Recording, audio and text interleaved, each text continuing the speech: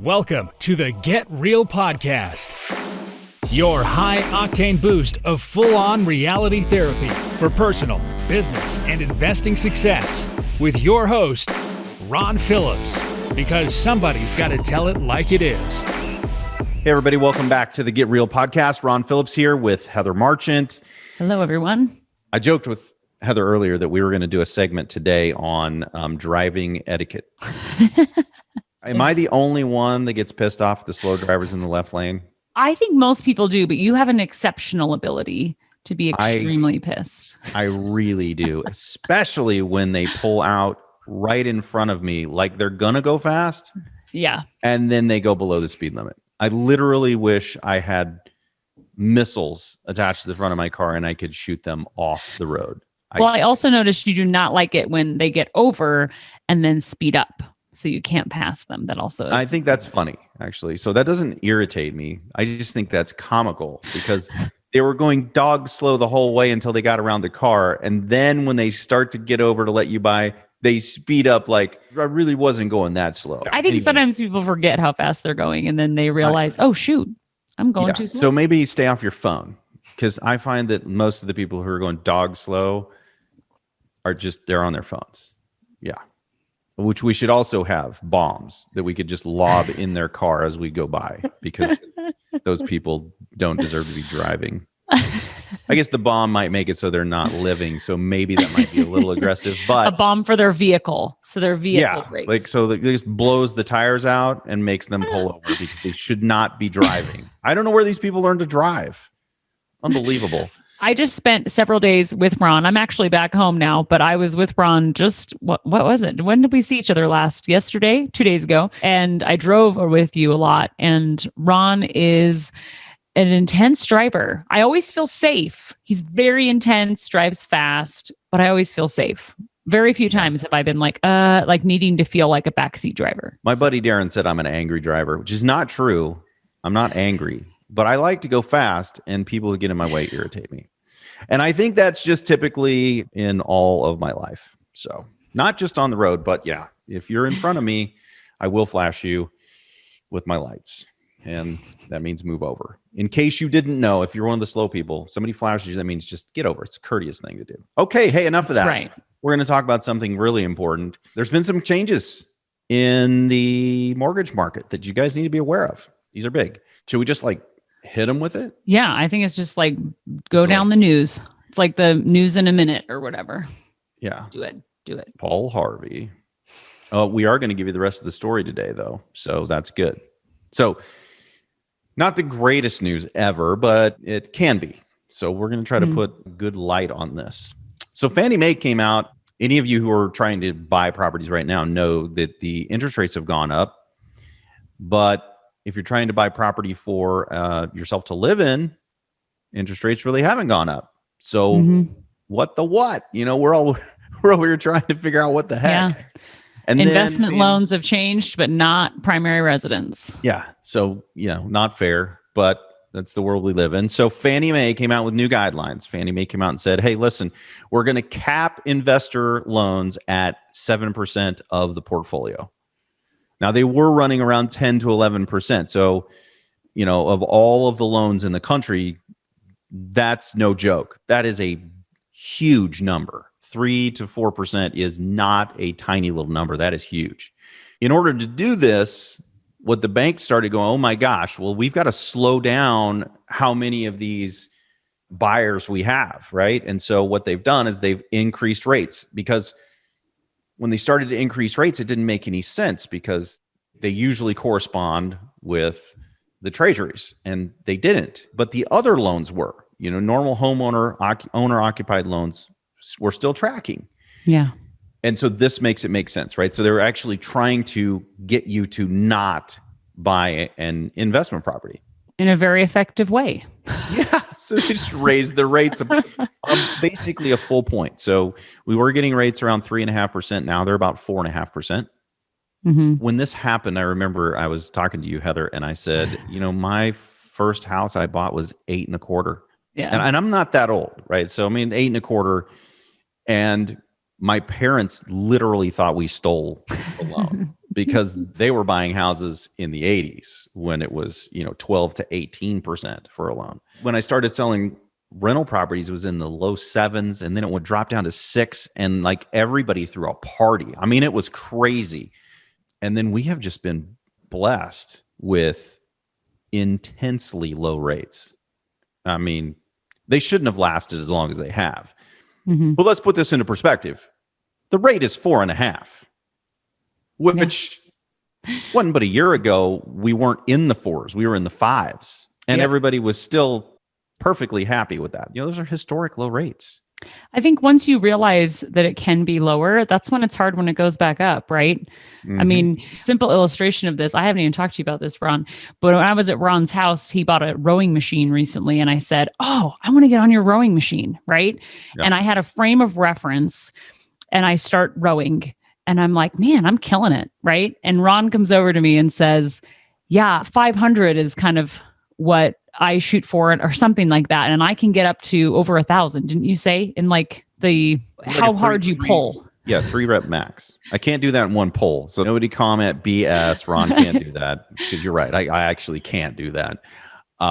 This is watts, right? So thank you. That's the measurement. Yeah. It's how much output is being expended. And so I think I was at like 60, right? And I'm like, oh, I'm doing pretty good, right? I think you hit 100.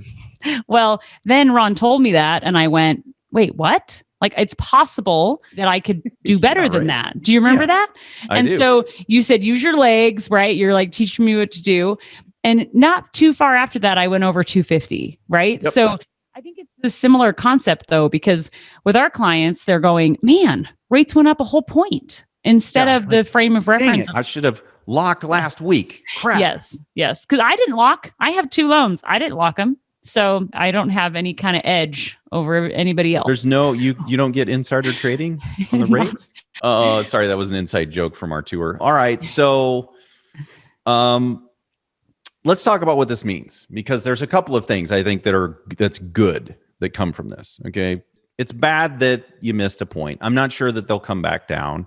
That is a pretty big sweeping change. I can't imagine that they just roll that thing back next week. That's not what generally happens.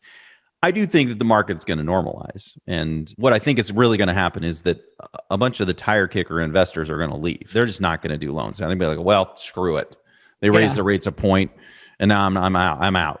But the real investors, they're not leaving over a point. That's insane, because that's still free money when you think about it. Now, I've said that on this show before, Heather, and I'm not sure I've ever really explained why that it's free money. We'll talk about that a little bit here in just a little bit. But I mean, what do you think about that? We're going to have investors, I think, bail on the market. Yeah, I won't be altogether sad, because for, almost a year, but at least 6 months, it has been insane on our end of things with so many buyers and not enough properties, and buyers that we're getting to the point that they're like, well, what do I need to do, Heather? What do I need to do so that I can get an edge and get a property? I mean, it's been really, really brutally competitive, and we don't allow our clients to bid against each other. Right? We don't create a bidding war internally. The deal is the deal, right? Yeah. So if you don't get it, you just miss out. And so I was saying the other day that I feel like I spend more time in my day telling people I'm sorry that they missed out on the deal than I do actually talking about the deal. Does that make sense? So yeah. Now, I actually think that we probably aren't going to slow down. I think, unfortunately, Heather, I don't think that's not really for us. Happen. No, I don't think that's going to happen for you.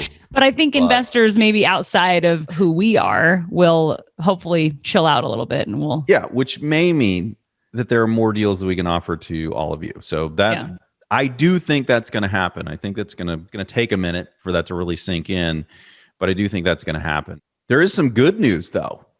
Well, I think we talked about Texas, right? Didn't we talk about Texas? We did. Yeah. We did talk about Texas. In Texas, the CDC basically lost in Texas District Court. And it was a really big, huge deal, made national news, but they didn't put in an injunction. So while they lost, it really didn't change anything. Enter Tennessee. So there is a country song that says God bless Texas, but I think they're going to have to change it for all the real estate investors to God bless Tennessee. Yeah. because Tennessee actually did. So in 22 counties in Tennessee, this is now unenforceable. The CDC mandate is unenforceable, as it should have been the whole time. It is completely illegal, unconstitutional. They do not have the authority to do this. And there have been a couple of brave judges who have stood up. So good for them. So, and hopefully this is just the first of many states who are just going to roll on this train and say, no more. This is insane. And it literally is insane to break contract law of literally centuries and centuries of contract law just overnight. Some appointed, not elected, some appointed morons decide they can just change contract law overnight. You Completely would unconstitutional. So good for Tennessee. Big shout out to Tennessee. We were so pumped. Ron sent me the news article and I was like, hallelujah, revolution. Like, let's just start a revolution. We feel like freedom fighters over here. So anyway, other good news, Heather. I mean, we dropped a bad news bomb on you, which could be good depending on how you look at it. But there's also some good news, some other good news related to interest rates. I keep saying that the money is free. Heather, why do I say that the money is free? Because the dollar with inflation, our cost of living continues to increase. My grandma would say, I used to buy milk for, I don't even remember, like a quarter or something, and it's no longer a quarter.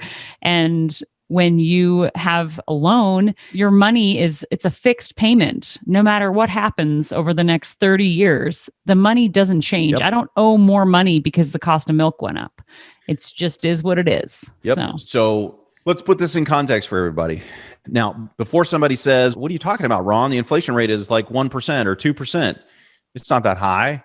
Okay, well, you believe whoever you want to believe. Either way, that means the real rate on the loan you just took out is 2.5%, which is disgustingly low. That's a quarter of a point lower than the one I have on my house. Right? That's a good point. Guys, this is ridiculous. I keep saying that this is free because the real rate of inflation is north of 7%. So depending on where you go to look, because the government manipulates the numbers. Let's just be clear. Not only do they manipulate the numbers, but they just straight up don't count certain things. And they're pretty important things. Wouldn't you say, Heather? I mean, food is important. For sure. Yeah. Yeah. I mean, that's pretty important. Everybody listening to this knows for a fact that when they go to the grocery store, the bill that they're paying at the end of the checkout is more than it was 5 years ago and more than it was 10 years ago, substantially so. And they don't even count that in the inflation rate. And they don't count gas, which fluctuates, but those are real costs that affect the average American probably the most, right? I mean, the cost of traveling to and from work with fuel and food, that's a big deal. To not include those is interesting. And food is an interesting one because it doesn't just show up in the store magically. There's a lot that goes into getting the food there. Same thing with the restaurants. The restaurants are passing along costs that they have to pay to get the food there, right? A truck brings the food. Trucks use fuel. Yeah. And there's a whole bunch of other things that go into making all of that stuff work. And to just ignore that is increasing, it's just disingenuous at best, I would say. Okay. Real rate of inflation is north of 7%. Just do a little bit of a search and you'll find many, many places that explain why the inflation rate is north of 7%. So I'll give you one source because Warren Buffett back in 2012, we've talked about this on the show before too. He says, look, if you can get a 30-year fixed rate mortgage, and I think at the time it was around 5. I don't think it was even as low as it is now. And you can lock it for 30 years. He said, it's a no-brainer because you're in effect shorting the dollar. That's what we're talking about here. That means the dollar is inflating at a greater number than 5, which of course it is. And Warren knows it as well. He's no dummy, right?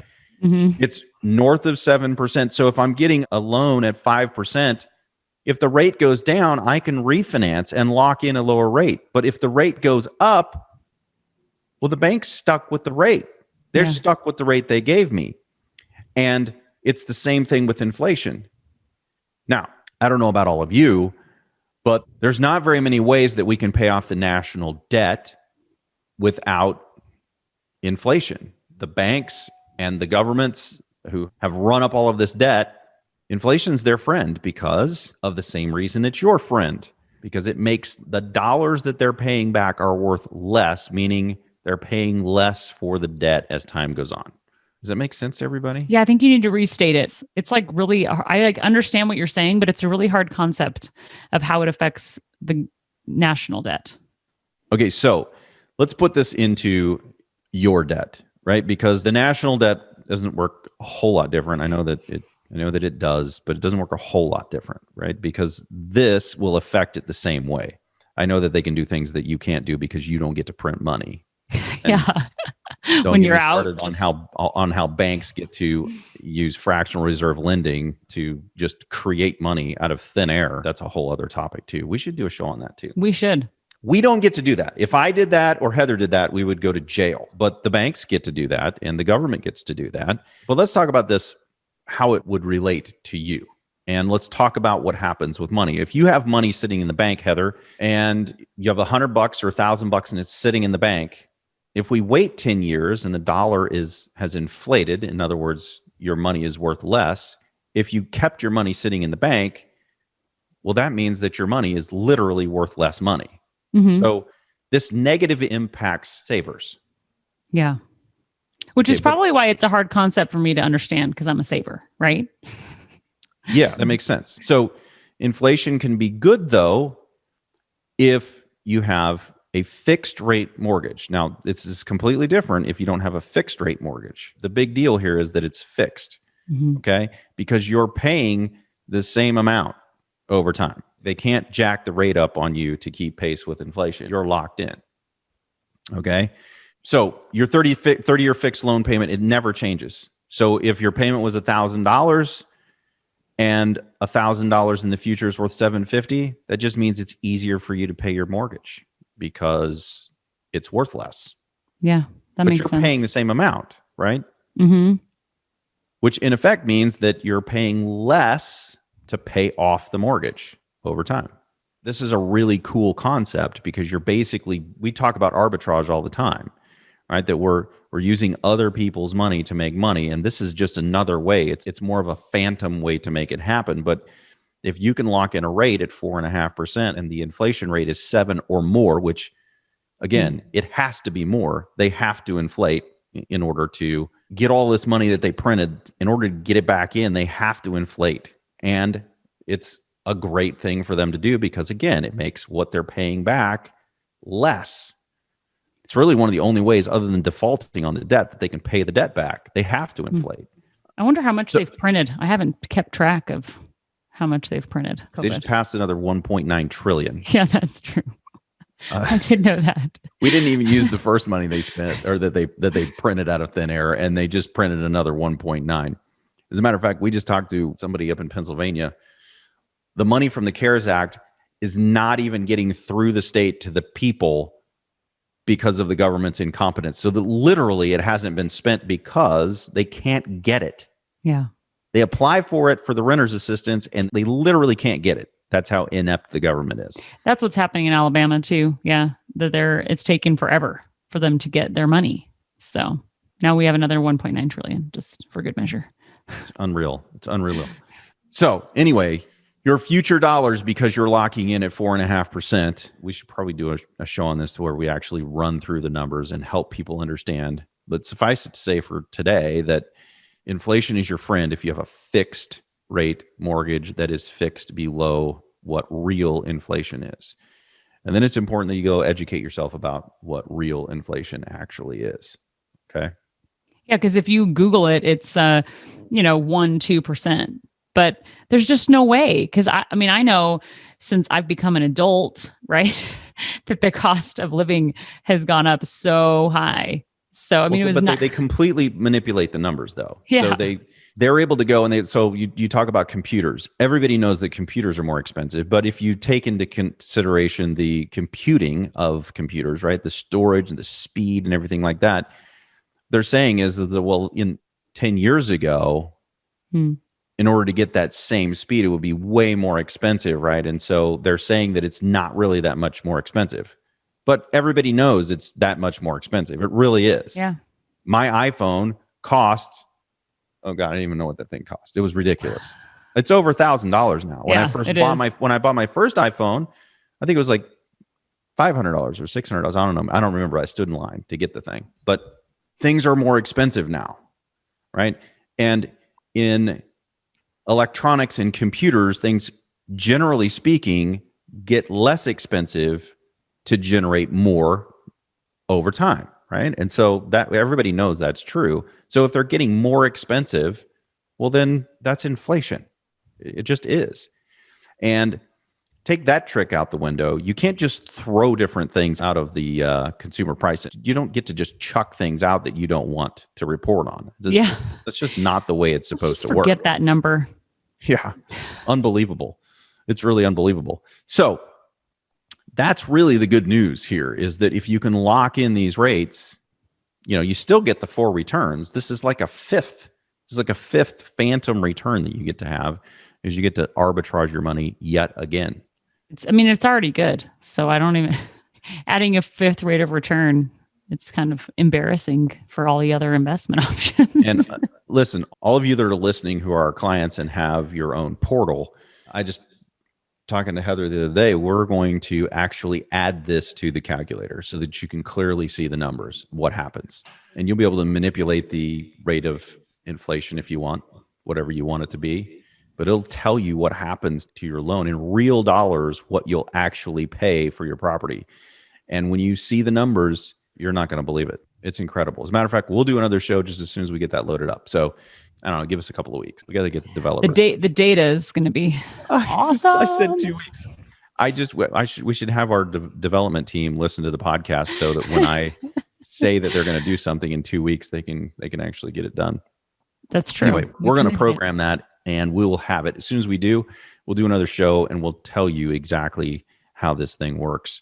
And we'll run through a scenario of a live property and what it does, what inflation actually does to the payoff, what you actually end up paying in real dollars. Yeah, that's true. Because other investments, you're just getting a percentage, a rate of return, a percentage based on your initial investment, where real estate, having that fixed 30-year mortgage, it's like a total game changer with inflation. And we know it's coming. So fun to look at it from that perspective. It is coming. And as that happens, you can watch interest rates are going to climb. They will. Now, I don't know how quickly they will, and I don't know when any of that stuff's going to happen. I'm not even going to postulate that I know. But interest rates did go up 1 point, and they're still at historic lows. Those are the takeaways from today. And please, for the love of all that is holy, if you're a slow driver, just go in the right lane. That is the appropriate lane for you to drive. Okay. Go out and make something happen by learning how to drive better. Please learn how to drive, for the love. Don't get on the road if you don't know how to drive. All right. As always, guys, hey, listen, you can email us, text us if you have our number. I mean, I think some people text us because they have our numbers. Others of you who don't, just email us. What's the email, Heather? invest@rpcinvest.com. We'll have to get a text number up now, just because, like, on the fly, send us your ideas for Don't put mine up there. I don't want mine up there. Oh no, like a number dedicated to the show. Dedicated to the show, of course. Absolutely. Please send in your ideas. If you have questions about anything, just send them in and we will do a show on it if we want to. That's right. All right. We love it. Till next time, everybody, get out there and make something happen. This has been the Get Real Podcast. To subscribe and for more information, including a list of all episodes, go to getrealestatesuccess.com.